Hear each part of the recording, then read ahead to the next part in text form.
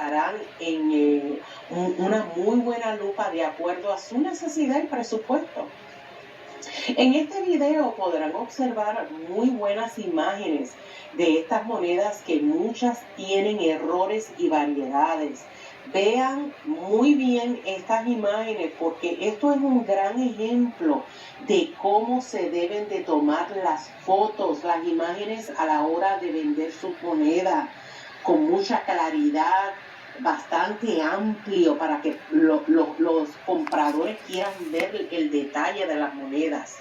Bueno, también podrán leer el grado o condiciones de cada uno de estas monedas que voy a estar mencionando y los precios aproximados, algunos de ellos, y otros que ya se vendieron y son los precios finales. Another ad for a non-dairy frozen dessert. Mocha caramel and a chocolate cookie car. Oh, no wonder. It's Ben & Jerry's. It's dairy-free. Unsurprisingly delicious. It didn't matter who was going to be on the field against us, they were going to lose. You get to that point as a young team with the mindset and culture that we had, there was no way we were losing that game. My name is Doug Baldwin, and this is Calling Audible. It's time to take you behind the scenes of the 2013 football season.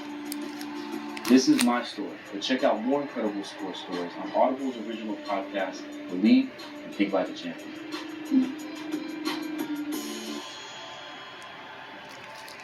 When you talk about calling an audible, there's so much that goes into it. From a receiver standpoint, when you do hear an audible, it changes the whole play, right? But it also changes the mindset that you have to have. I could be lining up thinking I'm about to go block this defensive end. The audible can switch, and now I got to run a route. And so now you got to think on the fly of what you got to do in order to be successful in that play.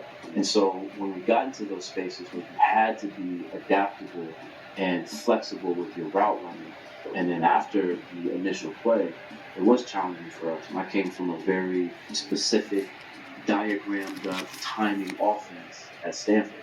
You're supposed to be where you're supposed to be, and the quarterback is supposed to deliver the ball on time when he's supposed to deliver the ball. That wasn't always the case in Seattle. And so as we kept learning more and more about Russ and how he wanted to navigate outside the pocket, we just got better and better at it. I mean, I know there's times in the game where I would look over at Russ, and I wouldn't have to say anything. I would just give him a certain look, and he would know the guy that's covering me is not going to be covering me in about 5 seconds, so get the ball to me. And I got a lot of practice of Russ breaking out of pocket. The first play breaks down, we're still having fun. It's just backyard football at that point. And I grew up on it. You got to do whatever you got to do to get open. Now, you got a quarterback who's scrambling for his life back there, trying to get the ball out. And to Russ's credit, he was always looking downfield to make a play. So you had to get open. Before we even drafted Russell, I had sent out a tweet saying that I like that quarterback. And the reason why I liked him is because he was consistent. And then when I got to meet him for the first time, it felt like there was this young guy who was grounded, humble, knew that he had to prove himself. And what separated